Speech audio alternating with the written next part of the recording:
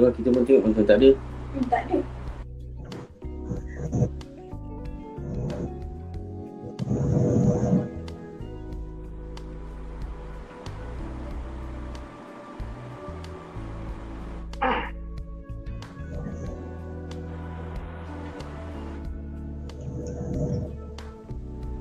Assalamualaikum warahmatullahi wabarakatuh. Alhamdulillah. Waalaikumsalam. Waalaikumsalam warahmatullahi wabarakatuh. Seronok dapat jumpa dengan sahabat kita ahli syurga pada malam ini, iaitu Masya Allah. online santai-santai. Santai apa? Sembang santai. Sembang santai. Santai kita pada malam ini dengan tajuknya ialah istiqamah atau kecewa. Lah, saya sedih kalau dengan kecewa ni, sedih sangat, tapi kita bersama dengan dua ahli panel, mungkin selepas ini kita tidak kecewa lagi. Ahli panel dua-dua handsome. Okay. Alhamdulillah. Bersama kita pada malam ini orang yang kalau Kelantan dipanggil Semak tu handsome lah. Okey, yang pertama kita bersama dengan Bro Adam, iaitu selebriti dan juga pendakwa serta pengerusi kepada Pertubuhan Kembara Iman Malaysia dan juga ikon Jom Celik Al-Quran Majlis Agama Islam Persekutuan. Hai sikit, hai. Hai. Assalamualaikum. Waalaikumsalam warahmatullahi. Tuan B apa khabar? Alhamdulillah, syukur. Okey. Itu adalah panel kita yang pertama pada malam ini, di malam yang penuh berkat ini, pada malam Jumaat yang penuh mulia. Dan panel yang kedua ialah ini juga handsome Sarawak. Handsome tu tak tahu dipanggil apa. Sigat. Okey. Yang kedua ialah Bro Max Maga, iaitu peserta Kembara Iman 2. Okey, malam ni kita dengar apa celoteh Bro Adam dan juga celoteh Bro Max. Okey, kita panggil celoteh lah sebab kita sembang santai. Okey, oleh kerana tajuk kita pada malam ni istiqamah, dengan itu saya bagilah sikit intro, mukadimah lah sikit, sebab saya takut bila Adam bagi dia punya hujah dia istiqamah tu apa dia, kecewa tu apa dia, tak dan saya nak masuk dah. Baik, saya masuk awal lagi. Ya. Masya-Allah. Okey, tuan-tuan dan puan-puan yang dirahmati Allah sekalian. Okey, istiqamah saya nak maklumkan kepada, saya nak bagi tahu kepada penonton di luar sana, kawan-kawan, sahabat-sahabat ahli syurga yang dirahmati Allah sekalian, iaitu istiqamah ialah yang dimaksudkan ialah sebagai berdiri teguh, berdiri teguh ataupun tetap pendirian. Ya, tetap pendirian sepanjang masa atas dasar kebenaran dan juga petunjuk tanpa ragu-ragu. Ya, itu dia istiqamah. Namun begitu, istiqamah ni bukanlah sesuatu yang mudah untuk kita lakukan oleh seseorang, tetapi tidak mustahil untuk dilakukan, ya, sekiranya keimanan dan ketakwaan kita kepada Allah cukup teguh. Ya, itu adalah istiqamah. Jadi, untuk mempertahankan sesuatu, kita haruslah mempunyai kekuatan untuk kita mempertahankannya. Tapi namun begitu, kita harus mempunyai kekuatan untuk bertahan, dan apatah lagi sekiranya sesuatu yang kita ingin mempertahankan itu bukan kegemaran kita. Kita tak gemar pun sesuatu yang kita nak pertahankan itu. Jadi sesuatu itu bagi orang ramai kelihatan begitu asing, tetapi tidak ramai yang mampu untuk kita melaksanakan istiqamah ini dalam kehidupan harian kita. Okey, saya rasa itu je. Saya tak nak panjang-panjang sebab kita nak mendengar lagi panel kita yang hebat ini, ya. Saya rasa pertama sekali saya kalau saya ni laju sangat, mohon apa sahabat-sahabat kita bagi tahu Tok Mi stop sikit, slow sikit. Saya tak boleh, kalau saya cakap saya memang laju. Okey.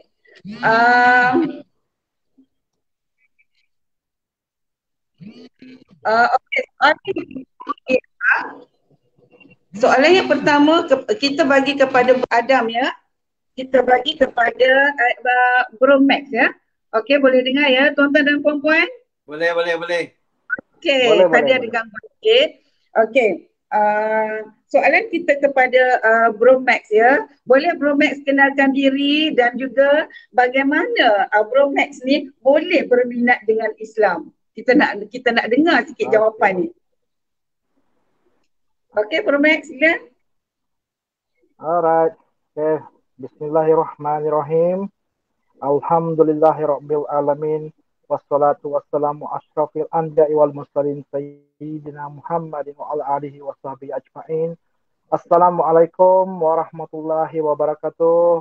Waalaikumsalam warahmatullahi wabarakatuh. Waalaikumsalam. Ingat saya lagi tak? Sehat, Tak alhamdulillah. tak apa. Tak ada. Gurau-gurau. Okey, baik. Okey, Ustaz Rumi. Okey, dan penonton-penonton yang dirahmati Allah Subhanahu Wa Taala. Kita tengok dalam live kita sekarang ada Sherif, Rasul, ada Jocelyn. Assalamualaikum Sherif. Semua okey, baik. Terlebih dahulu izinkan saya untuk memperkenalkan diri saya. Okey, saya Muhammad Max Rilias anak Magai. Kalau kenalan-kenalan Abang Adam dan Ustazah Umi, yang lain-lain ni yang kenal saya, kawan-kawan tu semua panggil saya Max lah. Ini panjang sangat kot nak sebut. Max Rilias anak Magai, Muhammad Max Rilias anak Magai. Itu nama saya. Okey, saya berasal daripada Sibu, Sarawak dan berbangsa Iban, dan saya telah memeluk Islam pada tahun 2014. Dan kini merupakan tahun ke-6 saya di dalam Islam. Minat macam mana nak memeluk agama Islam ni? Sebenarnya kan memeluk Islam adalah sesuatu yang tidak pernah terlintas di dalam fikiran saya pada suatu masa dahulu. Bahkan apabila kalau ada saudara mara, kawan-kawan atau mana-mana kenalan yang saya dapati memeluk Islam, mungkin pada waktu tu saya akan kutuk, saya akan tentang, bantah keras-kerasnya. Masa tu saya macam, kalau orang kata saya anti Islam masa tu, mungkin ya jugalah kan. Ditambah lagi masa tu waktu tu saya ni telah dididik dan diasuh dengan pegangan Kristian Katolik dari kecil lagi. Di waktu remaja saya pula, saya merupakan seorang yang aktif di dalam aktiviti gereja, memegang peranan di dalam persatuan-persatuan remaja di dalam gereja. Saya menjadi ahli choir. Malah masa dalam perkhidmatan saya di dalam TLDM, saya merupakan Presiden Legion of Mary dalam bahasa Malaysia yang pertama di Semenanjung pada waktu itu. Masya Allah. Itulah mungkin pada tahun berapa ya, 2013, kalau saya gunakan istilah ni, mohon maaf sikit ya, minta izin, dia kata shit happen pada waktu itu. Itu istilah yang saya guna pada waktu itulah. Istilah itu mungkin yang saya gunakan bila ketika itu ada sesuatu yang terjadi dekat saya setelah saya menamatkan perkhidmatan saya di dalam TLDM. Itu dululah ya kan. Sekarang tak lagi. Sekarang saya percaya qada. Kita percaya qada dan qadar. Dan kerana tiada sesuatu yang berlaku secara kebetulan bagi saya sekarang. Sebab segala sesuatu tu berlaku mengikut kehendak dan izin Allah Subhanahu Wa Taala. Dan pada waktu itu saya hilang arah. Saya merasakan bahawa saya sudah tidak punya apa-apa lagi untuk teruskan hidup pada waktu itu. Saya mulalah mempersoalkan, God, why is this happen to me pada waktu itu kan. Dek kerana sebelum tu saya pernah mendalami ataupun mempelajari pengajian Bible study, saya mula meragui apa yang telah diajar pada saya ketika itu, kerana ia seolah-olah macam bercanggah dengan apa yang telah diajar kepada saya waktu saya mengikuti Sunday School, Confirmation Class, yang saya ikuti dekat church dulu kan. Lepas tu saya cari jawapan. Siapa Jesus? How can Jesus is God? Or how can Jesus is the son of God? Lepas tu saya tanya juga, saya cari soalnya, how can Mary become a mother to God? Masa tu saya tanya kepada sister-sister. Kalau macam sister-sister tu dia bukan sis-sis kita yang ni, dia sister macam Baryawati lah kan. Sister yang berkhidmat dekat gereja. Dan saya tanya juga dekat padri-padri yang saya kenal. Namun masa tu saya rasa macam tak dapat jawapan yang memuaskan. Saya tak dapat apa ni. Dia macam, saya masih rasa macam ketenangan tu masih belum saya dapat lagi. Masih cari-cari lagi. Kan. Lepas tu sehinggalah pada satu hari saya terjumpa satu artikel di dalam sebuah majalah macam majalah wanita, majalah baby ke apa, masa tu saya tak ingat. Saya terjumpa satu artikel yang bertajuk Jesus bukan Tuhan atau anak Tuhan. Saya mula cari siapa yang penulis artikel tu, siapa saya jumpa dalam Facebook. Saya terus berkomunikasi dengan dia lah melalui Facebook. Dia adalah seorang ustaz yang berbangsa Iban yang saya jumpa tu. Dengan ustaz tu, kami hanya berhubung melalui Facebook dan saya bertanyakan soalan tentang Islam. Kenapa tak boleh makan babi? Kenapa tak boleh minum arak? Kenapa seorang Muslim tu kena solat 5 waktu sehari? Kenapa dalam solat tu, saya kata, kenapa kena angkat tangan macam ni? Saya tanya, macam-macam lah, kenapa kena takbiratul ikram dan berbagai lagi soalan saya tanyakan dekat dia. Alhamdulillah, pada suatu masa saya berpuas hati dengan jawapan yang dia berikan. Jawapan yang ini tu relate lah, macam ada connection, macam ada, kalau ada penjelasan yang baik pada saya kata tu. Dan bila terjawabnya, saya berpuas hati. Saya beritahu dekat ustaz tu untuk yang saya menyatakan hasrat saya untuk meluk Islam. Betul ke awak nak meluk Islam? Dia kata, sebab saya dengan ustaz tu just communicate melalui Facebook je. Betul ke awak nak meluk Islam? Dia kata, betul ustaz. Tak ada orang paksa ke? Tak ada sebab apa-apa yang lain ke? Tak ada ustaz. Saya betul-betul nak meluk Islam. Okey, kalau awak nak meluk Islam, dia kata, awak dah pilih nama untuk Islam ke? Tak tahu, saya bagi ustaz lah untuk pilih kat saya. Dia tanya saya, siapa nama awak? Nama saya Max Salinas Anak Bagai, ustaz. Okey, kalau macam tu, kekalkan identiti asal awak, identiti Iban awak yang Anak Magai. So tadi kan, kekalkan identiti tu, tambah identiti Islam, Muhammad dekat depan. Gitu. Jadi pada tahun 2004, lahirlah saya sebagai seorang Islam yang baru, Muhammad. Alhamdulillah. Okay, kekal nama Max. Alhamdulillah, syukur. Alhamdulillah. Ya, saya kekalkan. Saya nak tanya lagi soalan ni sebab tertarik ni dengan Bro Max bercerita ni. Okay. Soalan kedua bersedialah dengan soalan saya. Soalan saya ni banyak. Satu lagi, ini satu lagi dan lagi ya. Okey, bagaimana ya, sebab tajuk kita ni istiqomah ni. Bagaimana istiqomah? Bro Max ni istiqomah untuk menjadi Muslim yang baik. Okey, macam mana tu? Bro Max untuk istiqomah untuk jadi Muslim yang baik. Soalan yang agak macam ini soalan untuk saya ke untuk Abang Adam ni? Ni untuk saya lah. Okey, baik. Okey, baik Ustazah. Okey, untuk menjadi istiqomah dan menjadi Muslim yang baik, macam saya tak pandai sangatlah dalam Al-Quran, baca hadis apa semua ni. Tapi ada certain ayat yang dalam tu tadi yang macam contohnya yang Allah dia ada berfirman dalam surah Al-Ankabut ayat 2 sampai 3. Yang mana dia berfirman lebih kurang bunyi dia maksudnya, apakah manusia mengira bahawa mereka akan dibiarkan mengatakan kami telah beriman sedangkan mereka belum diuji. Ayat itu amat memainkan peranan yang penting dalam pada saya untuk beristiqomah, untuk saya menjadi seorang Muslim yang baik. Banyak ujian yang dilalui oleh mualaf-mualaf yang sesudah mereka memeluk Islam. Pelbagai bentuk dan cara, dugaan dan ujian tersebut. Cuma yang saya nampak yang membezakan dia ialah cepat atau lambat dan bagaimana kita menghadapi suatu ujian ataupun dugaan itu tadi kan.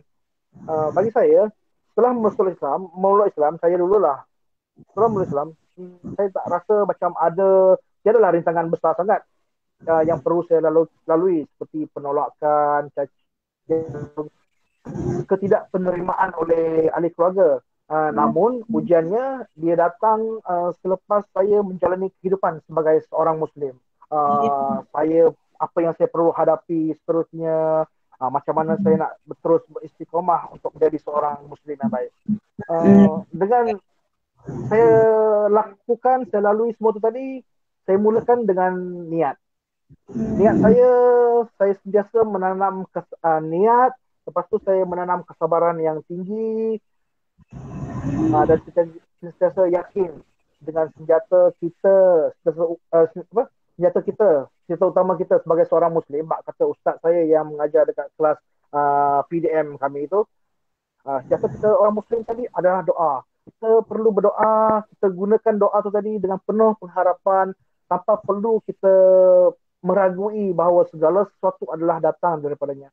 Kerana daripada dialah segala sesuatu itu berlaku mengikut kehendaknya, dan kita mengikut kehendaknya sesuai dengan sebaik-baik perancangan, dan perancangan yang terbaik itu adalah daripada Allah.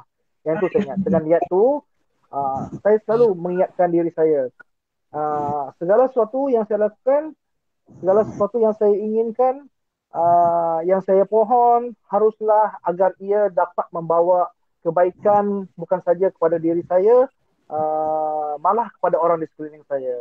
Contoh, selepas saya memeluk Islam kan, setelah saya memeluk Islam, saya tidak mahu dekat sana nanti. Ini saya rasalah peribadi kan. Dekat sana nanti kita ditanya, kenapa awak tak sampaikan Islam kepada orang-orang non-Muslim tadi? Kenapa awak tak berdakwah kepada mereka? Kenapa awak tak beritahu ayah awak? Kenapa awak tak beritahu saudara mara awak? Saya takut sangat saya macam tak berdakwah kepada mereka kan. Jadi dengan InsyaAllah. itu saya mahu orang melihat Islam yang ada pada saya tadi, akhlak Rasulullah, bukan seperti mana yang saya tahu. Dulu saya tahu Islam teroris. Saya tahu Islam tu kata Islam tu yang betul kan. Tapi sebenarnya Islam tu adalah agama yang benar kalau yang kita tahu kan. Seperti saya satu masa dulu saya tak tahu sebab tu saya negative thinking berkenaan dengan Islam. Jadi saya berhasrat untuk mereka melihat Islam itu melalui akhlak dan adab yang saya tunjukkan, selari dan sesuai dengan ajaran Islam yang sebenar seperti mana yang kita contohi daripada Rasulullah SAW. Dengan niat itu, insyaAllah secara tidak langsung saya akan menjadikan diri saya secara tidak langsung perkara tersebut dengan niat tersebut akan menjadikan diri saya untuk terus beristiqomah menjadi Islam yang baik apabila saya menjalani cara dan sunnah dan akhlak kepribadian Rasulullah SAW di dalam kehidupan baginda dengan orang sekeliling dia sepanjang dia berdakwah kepada mereka. InsyaAllah. InsyaAllah. Panjang lebar. Saya ni ke kita pergi berhenti bercakap dulu Rehan. Saya rasa macam terpegurnya dengan dia cerita. Betul tau. Allahumma salli ala Muhammad. Akbar, hebatnya. Allah, Masya Allah. Okey, Masya Allah. Allah Akbar. Masya Kita Allah. bro Mek Rehat dulu tarik nafas, cari idea lagi apa dia nak buat. Kejap lagi. InsyaAllah. Kalau seterusnya kita beralih kepada Bro Adam yang hebat ya, yang hebat sangat-sangat, iaitu ikon celik Al-Quran mawi Majlis Agama Islam Wilayah Persekutuan. Okey, saya nak tanya Bro Adam ya. Okey, bagaimana Bro Adam akan beri istiqamah dalam menjalankan kerja dakwah? Sebab kita tahu Adam Khoury ni dia memang banyak sangat kerja dakwah yang dilakukan sehinggakan dia lupa dengan diri dia sendiri. Dia dia sanggup berkorban untuk orang lain, untuk berdakwah, mengajak orang Islam ke arah agama yang diredai oleh Allah. Okey, sila Bro. Bismillahirrahmanirrahim. Bismillahirrahmanirrahim. Alhamdulillahirabbil alamin wassalatu wassalamu ala sayyidina Muhammadin wa ala alihi washabihi ajma'in.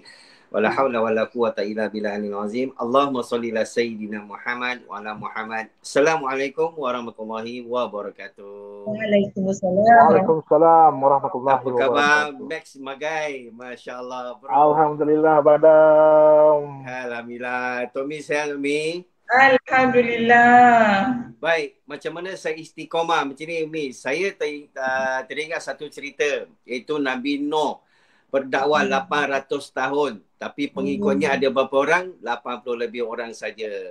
Dan adakah itu maksudnya Nabi Nuh gagal dalam dakwah? Tidak. Okey, jadi saya kekuatan saya daripada Umi sendiri, Ustazah Asma, Ustaz Rusdi, Ustaz Fakarudin, Ustaz Suhi, itulah, dan saya punya bidadari. Inilah orang sekeliling saya yang bagi saya satu aura yang sangat kuat, yang bagi saya memikir jangan ada terfikir nak putus asa nak berdakwah. Ya. Itulah kekuatan yang saya dapat daripada orang sekeliling saya. Jadi saya tak pernah terfikir nak putus asa ataupun rasa macam bosan nak berdakwah. Saya sentiasa beritahu pada diri saya apa sumbangan saya kepada masyarakat ataupun apa sumbangan saya pada Islam. Saya selalu memikirkan perkara-perkara ini. Jadi kalau saya buntu, saya akan tanya guru saya, Ustaz Rusdi. Ustaz, okey, macam mana nak buat macam ni? Saya rasa saya buntu dan boleh tak bagi idea? Dan Ustaz Rusdi tidak pernah tolak apa yang saya tanya. Sentiasa bantu saya walaupun dalam pukul 2 pagi saya telefon Ustaz Rusdi akan respon pada saya. So itulah, Alhamdulillah, saya rasa macam bangga dapat berdakwah dengan ikut cara saya. Dan kalau saya tak mampu berdakwah dengan lisan, berdakwah dengan bilhal.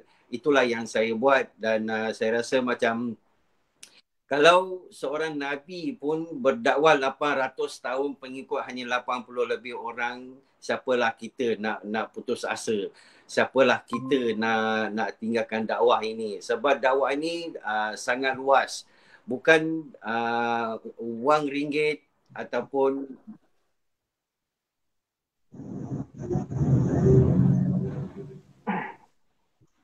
bukan pasal wang ringgit ataupun harta, tetapi adalah semangat dan istiqamah.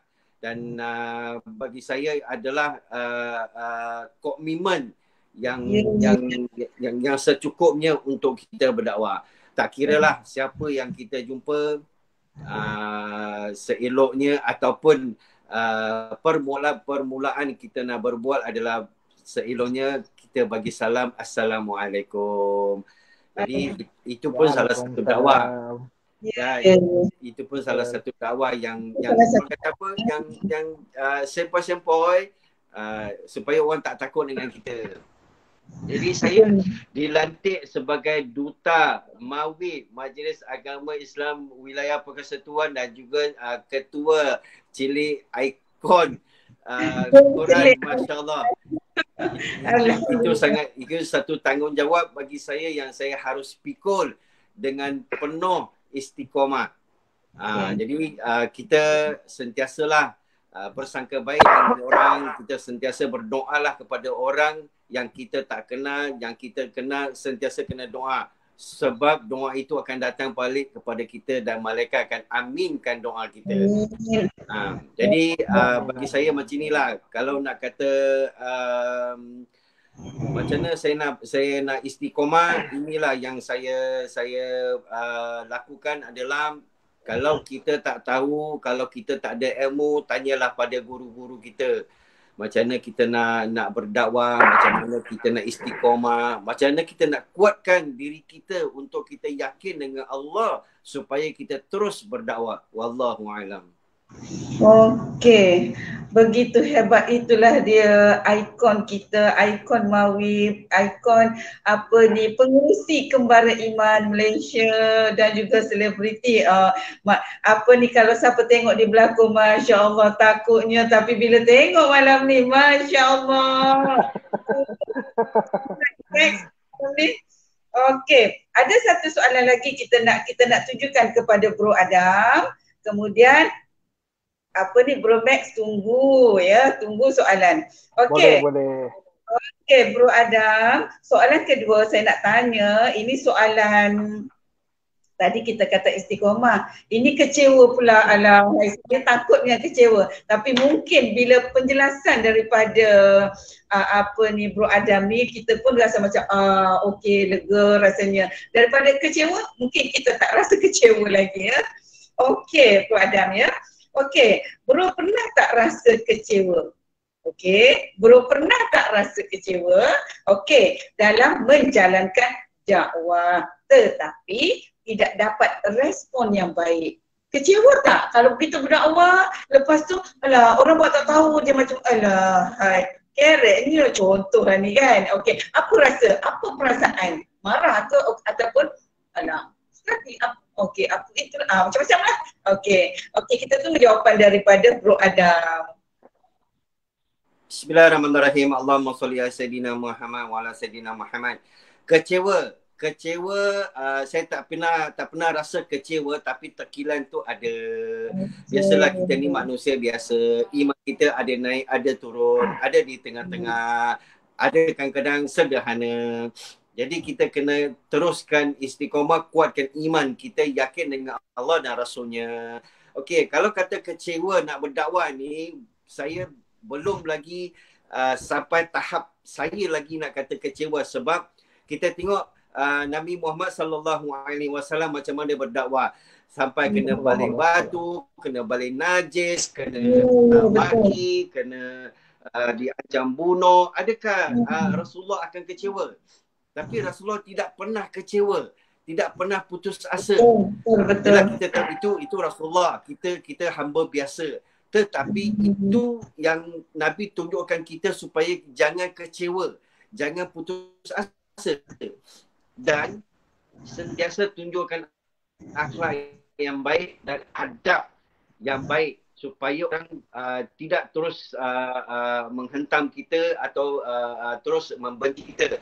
Sebab Nabi hanya tunjuk akhlak orang lain yang bukan sebelum Islam atau orang Yahudi pun boleh masuk Islam. Masya Allah, tabarakallah.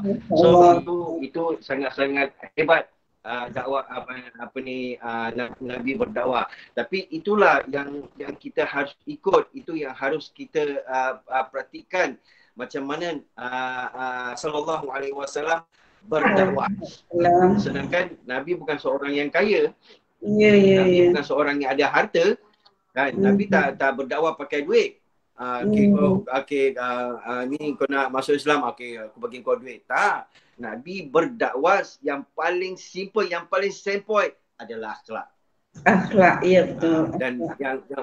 Dan yang paling sempoi lah orang kata kan. So tak payah nak beria sangat. Ya, saya memang kadang-kadang memang tak dapat respon yang baik bila kita nak berdakwah. Biasalah Mi, kita nak buat benda baik ini, macam-macam halangan akan datang, macam-macam ujian akan datang.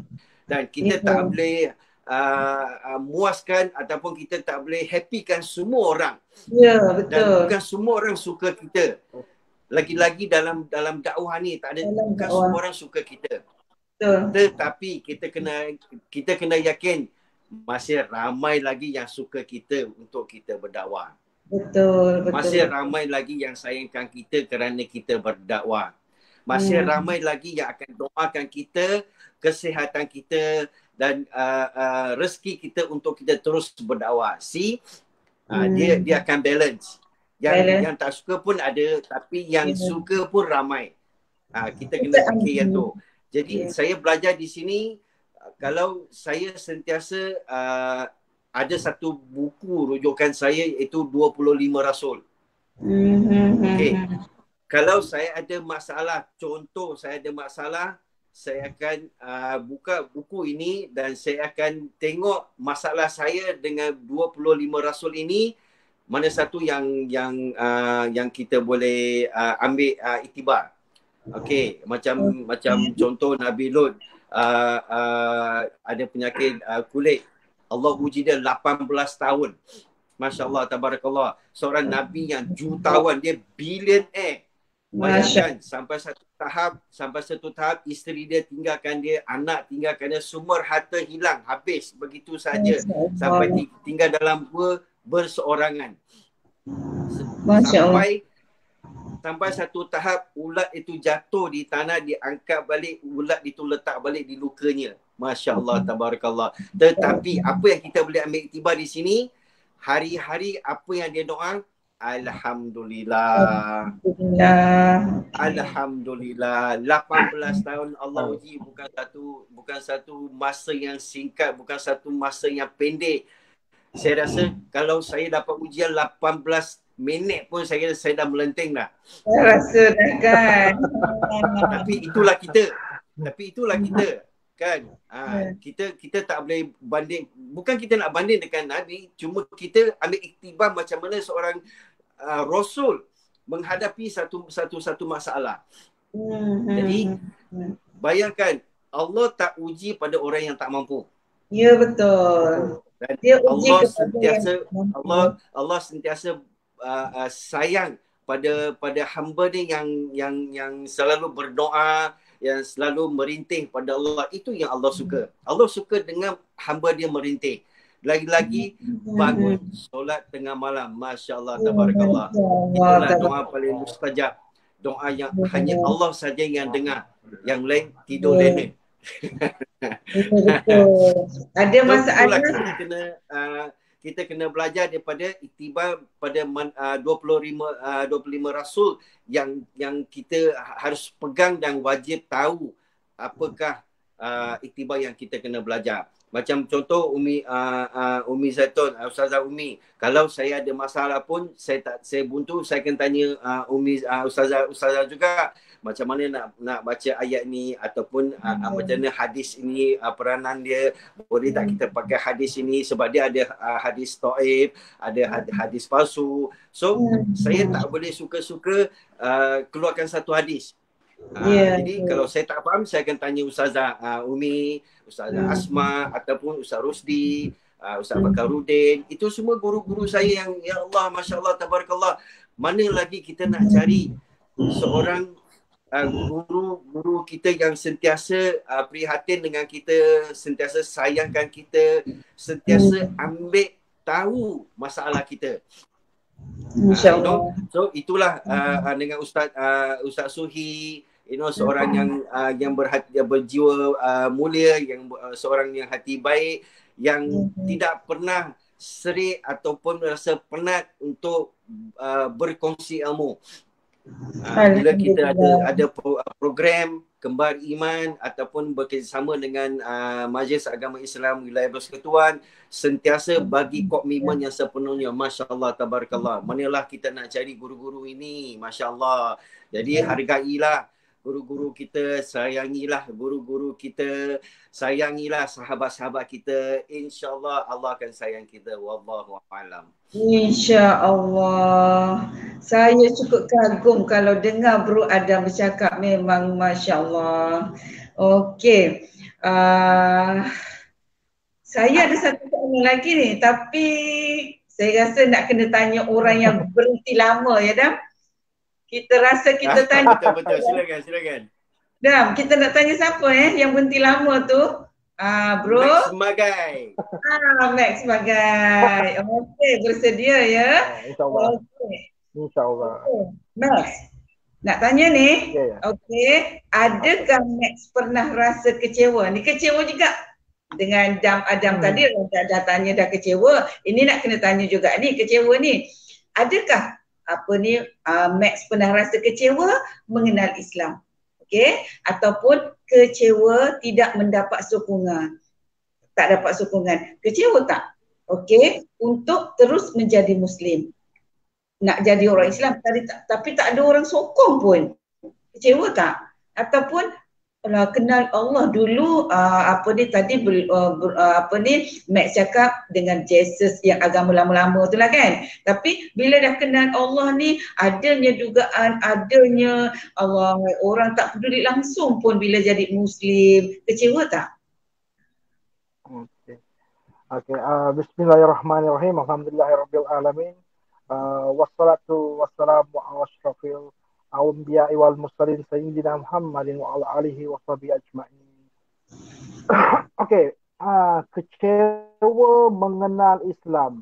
Saya rasa kecewa mengenal Islam tu tidak, sebab rasanya kalau saya sebelum saya Muslim dulu, masa saya Kristian, sebenarnya kepercayaan saya bahawa Allah itu ada, Tuhan itu satu, itu memang dah ada pada saya pada waktu itu. Cuma mungkin saya nak berbetulkan sedikit soalan tu tadi ke, kecewa setelah saya mengenal Islam. Kecewa setelah saya mengenal Islam tu, itu bukannya kecewa saya pada Allah sebenarnya. Itu sebenarnya kecewa saya dengan kehidupan, kecewa saya dengan orang di sekeliling saya, kecewa saya dengan diri saya sendiri, even though kan, sebab saya sentiasa percaya bahawa ujian yang macam Abang Adam cakap tadi kan, ujian yang didatangkan pada kita ataupun ujian yang didatangkan pada hambanya adalah untuk orang yang mampu menghadapi ujian tersebut. Dan manakala pula macam Abang Adam, ujian yang hebat adalah untuk orang ataupun hambanya yang hebat. Dan saya percaya benda tu. Saya percaya perancangan Allah yang tadi betul-betul dia dah lalui, dia dah rancang dah baik. Yang ni yang terbaik untuk kau, Max. Dia kata, okay, walaupun kau rasa macam down sangat, kau rasa macam kau terduduk kan, kau terduduk, kau tersungkur pada waktu itu biasa, anggap macam makan nasi saja. Sebab memang sebagai manusia biasa, abang kata kita ni bukanlah kalau nak dibandingkan, jangan nak dibandingkanlah dengan nabi-nabi, dibandingkan dengan orang-orang yang hebat saja pun kita ni apalah sangat macam saya tadi. Maka memang bohonglah kalau saya kata saya tak pernah kecewa dalam hidup, saya tak pernah kecewa selepas saya memeluk Islam. Mungkin saya boleh kongsi sedikit pengalaman ataupun boleh dikatakan perjalanan hidup saya selepas saya mengenal Islam. Ini selepas saya mengenal Islam ya. Selepas saya mengenal Islam, apa yang masa tu saya bekerja dengan Affinbank. Selamat tersebut pula. Saya bekerja dengan sebuah bank ni lah. Saya bekerja dengan bank tu. Lepas tu saya menjalankan bisnes yang mana kita perlu jual konvensional punya produk dan kita perlu jual Islamic punya produk. So bila kita dah achieve kita punya Islamic punya produk, kita kena seimbangkan konvensional punya produk pun kita kena jual juga. Kita jual. Masa tu boleh dikatakan agak berkepuk-kepuk jugalah income. Agak berkepuk-kepuk lah income masa tu. Tapi saya pergi, lepas tu saya join satu kursus asas mualaf. Masa tu brother Ridwan Tan, dia salah seorang daripada Fesi dekat dia kader masa tu. Dia kader Fesi masa kursus asas mualaf. Dia suruh kita perkenalkan diri. Sampai concern saya dengan bagiannya. Oh, saya bekerja bank, saya ni macam ni. Hebatlah kan. Lepas tu Ustaz Fitri, dia pun cerita lah. Ustaz Okay. Fitri, dia cerita dia dulu pun kerja bank bersemua. Kenapa dia berhenti kerja bank, dia dulu manager. Dia kata kenapa dia berhenti, sebab dia kata saya tidak mahu untuk disuruh pilih mana senjata yang saya nak berperang dengan Allah. Kerana apa? Kerana riba. Allahu Akbar. Masa tu saya takut, Ustazah. Saya takut sangat. Macam mana ni? Riba, kerja aku, apa semua. Berkenaan dengan semua ni. Allah. Terus balik daripada kursus tu, saya terus berhenti. Masya Allah. Saya terus berhenti. Saya terus berhenti dengan, yalah, kalau nak ambil saya bekerja orang-orang dengan kepakaran yang saya ada, mungkin tak sesuai lah dengan gaji yang saya nak demand masa tu.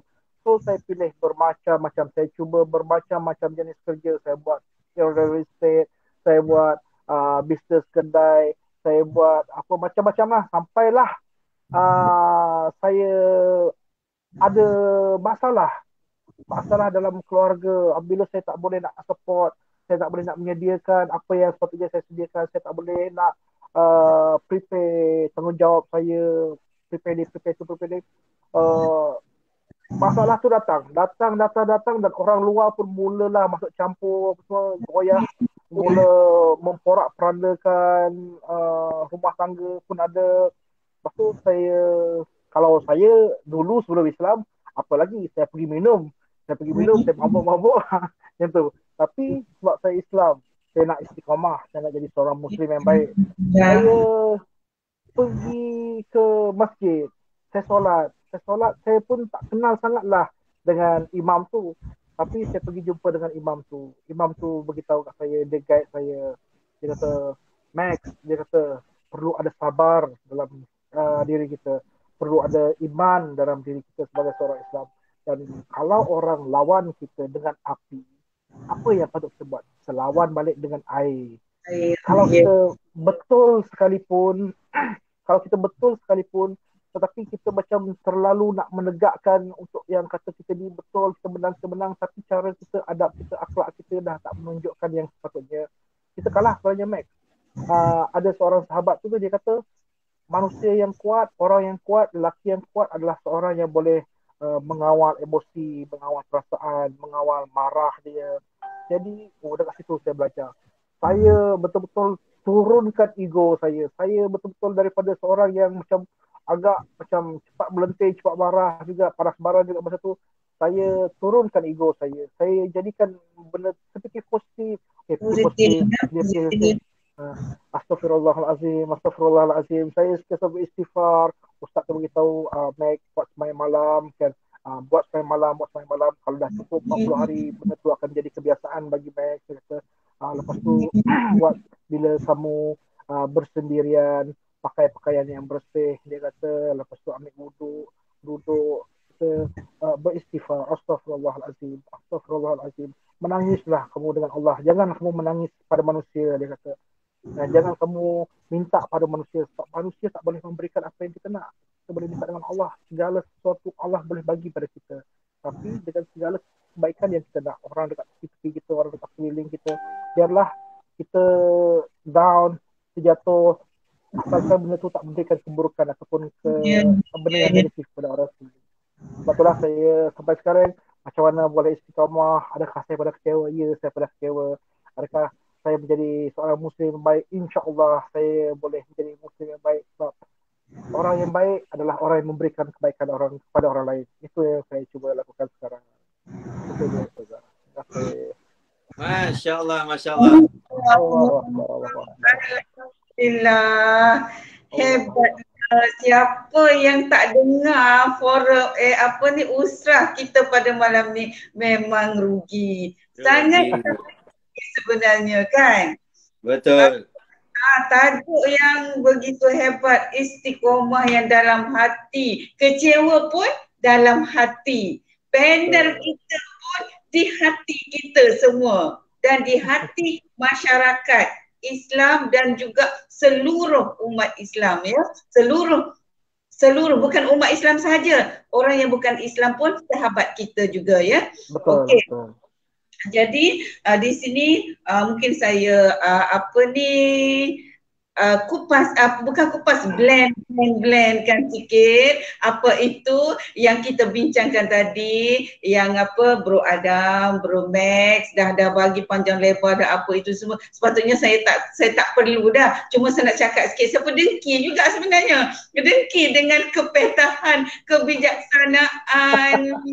Hebatnya ya Allah, panel kita dua orang ni. Allah, Allah, Allah. Allah, Allah.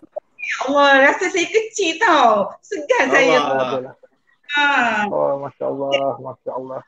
Mungkin kita inilah yang menjadi halangan utama untuk seseorang untuk berubah. Banyak halangan untuk seseorang tu ya, untuk kita istiqomah ya dalam sesuatu. Jadi untuk kita buat amalan pun kita ada halangan. Untuk kita buat sesuatu pun kita ada halangan. Tetapi bila kita istiqomah betul-betul, kita akan menjadi seorang yang kuat ya, iaitu beberapa faktor ya yang membuatkan kita istiqomah ya.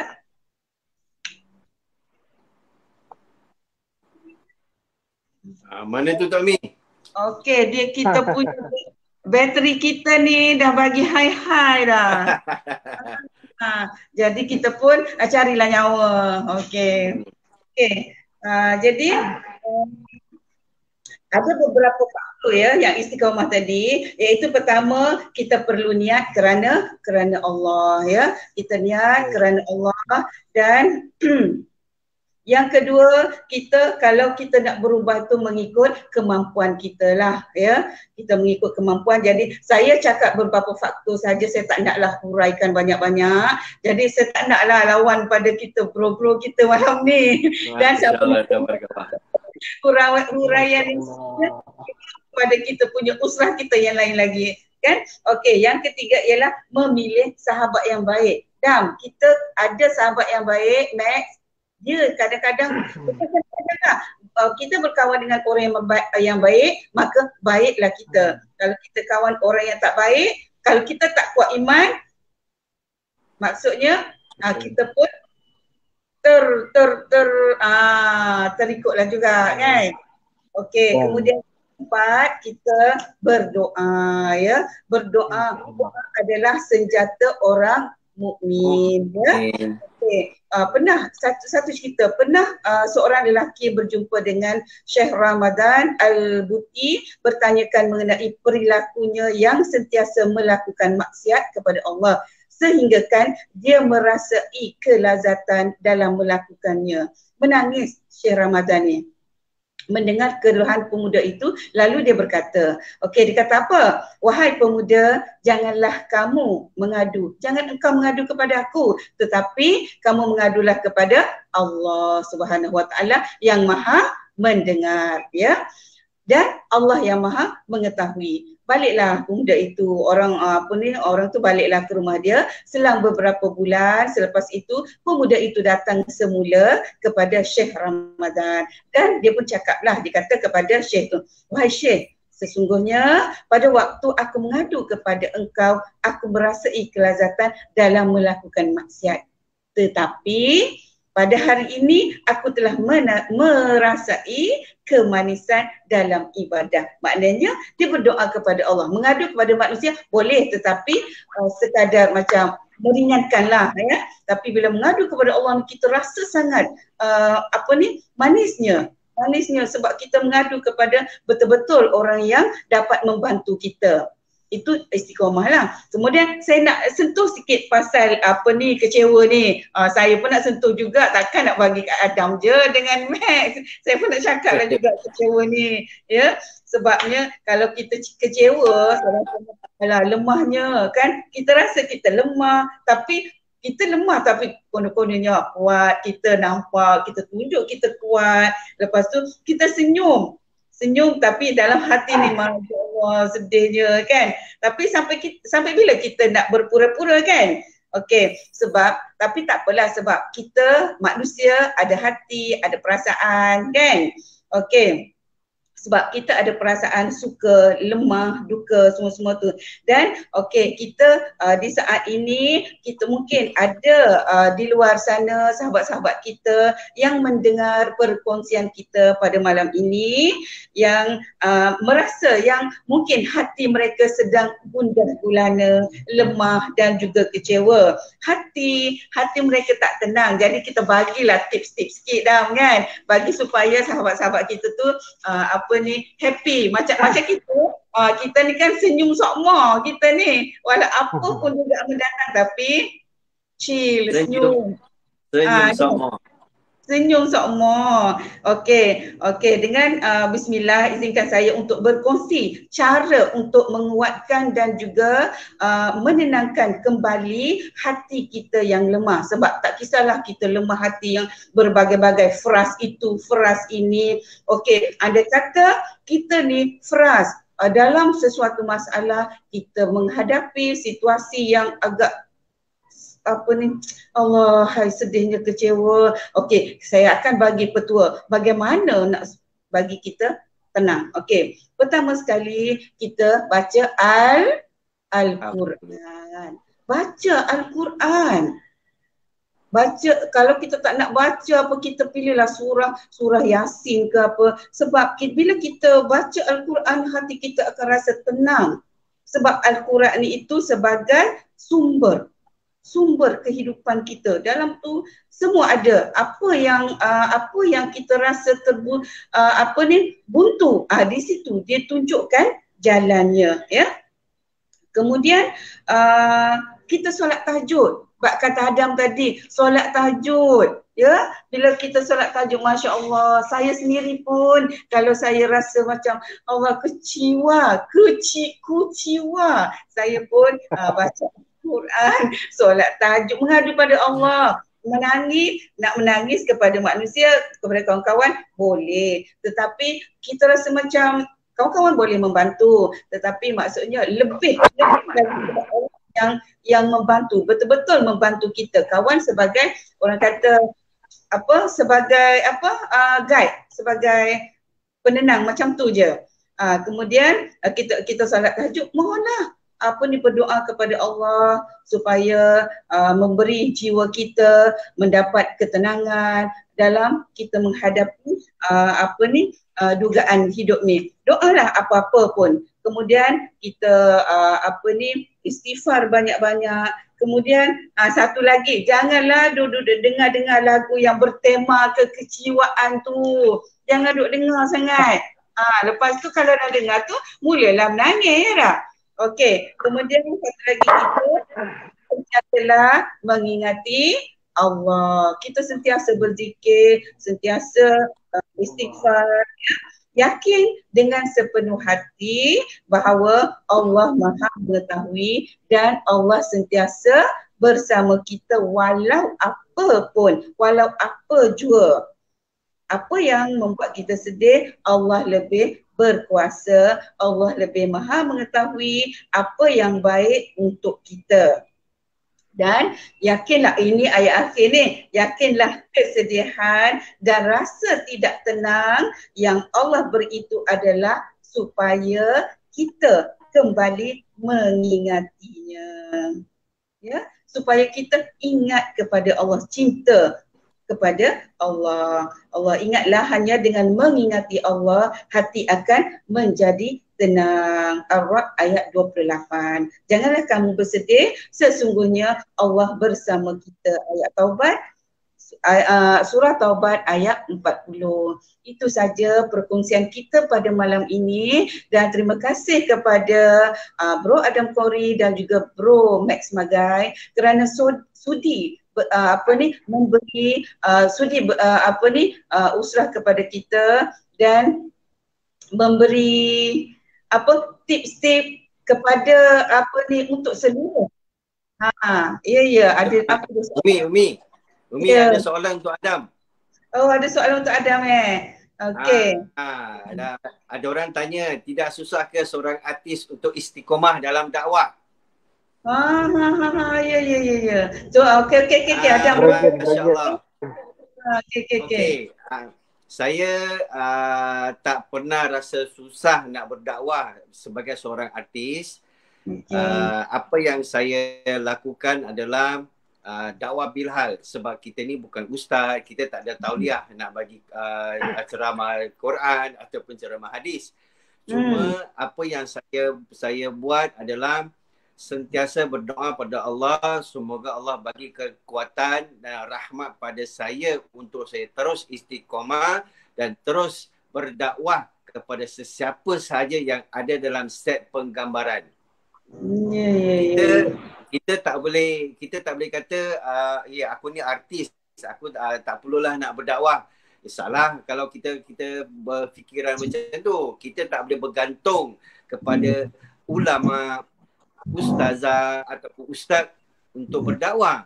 Sebab dakwah ni kita semua pendakwah. Kita kena berdakwah ikut cara kita, untuk ikut cara masing-masing. Dan dalam Islam pun tak ada paksaan untuk kita berdakwah. Dan dalam Islam pun tak ada paksa kita masuk Islam. Kita masuk Islam 2 perkara, 3 perkara. Nombor 1 kerana Allah, nombor 2 sayangkan Rasulullah, nombor 3 adalah Islam. Itu sendiri. 3 perkara ni kita kena pegang kalau kita masuk Islam. Itu sangat penting. Sekiranya kita tak ada 3 perkara ini, susah untuk didik diri kita untuk mengenali Islam atau mencintai Islam. Kita kena didik diri kita kena sayang Allah dan Rasulnya, dan kita kena sayang Islam itu sendiri. Jadi bagi saya macam ni, kalau saya dekat set, sekiranya saya ada peluang ataupun ruang ataupun masa, saya akan cari tempat supaya bila saya solat, saya tidak mengganggu orang lain, saya tidak menunjukkan saya ni alang kau dia poyo lah, tahulah kau semayang, tak payahlah tunjuk dekat sini kan, tak payahlah nak semayang kat sini. Salah. Kita nak semayang sebab itu wajib, tanggungjawab yang kita harus tunaikan.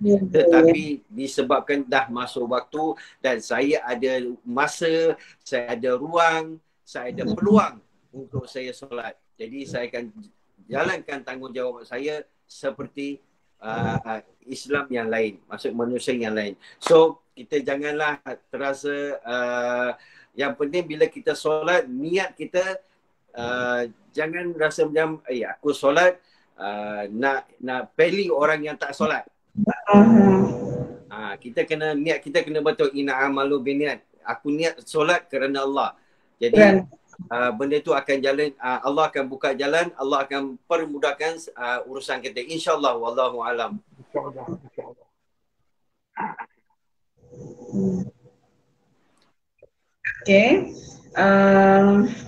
Okey, saya rasa cukup di sinilah untuk perkongsian ilmu kita pada malam ini, ilmu yang saya rasa ilmu yang cukup bermanfaat untuk kita semua, untuk diri kita, keluarga kita, sahabat-sahabat kita semua. Kerana pada malam ini kita bersama dengan orang yang cukup hebat, iaitu dua-dua saudara baru, dua-dua mu'alaf. Ini mu'alaf, saya pun tak tahulah mu'alaf yang bagaimana. Jadi yang saya pasti mu'alaf ni mu'alaf yang hebat. Mu'alaf yang rasa-rasanya kalau ustaz pun kalah ni. Kalau Kelantan kata kalah ustaz. Dengan demo ni. Masya Allah, Allah. Perkongsian ilmu pada malam ini akan kita manfaatkan bersama, dan insya-Allah semoga Allah merahmati dan berkati kita semua. Dan terima kasih kepada Bro Max Magai dan juga Bro Adam Kori, dan semoga kita jumpa lagi di lain masa, di lain waktu dengan izin Allah. Assalamualaikum warahmatullahi wabarakatuh. Waalaikumsalam warahmatullahi wabarakatuh. Waalaikumsalam warahmatullahi wabarakatuh. Terima kasih pada Ridwan Tan. Jumpa lagi. Terima kasih pada Ridwan Tan. Terima kasih pada Syarif. Terima kasih pada Jocelyn. Terima kasih pada Ustaz Rusli Jauhari. Terima kasih semua. Assalamualaikum warahmatullahi wabarakatuh. Waalaikumsalam warahmatullahi wabarakatuh.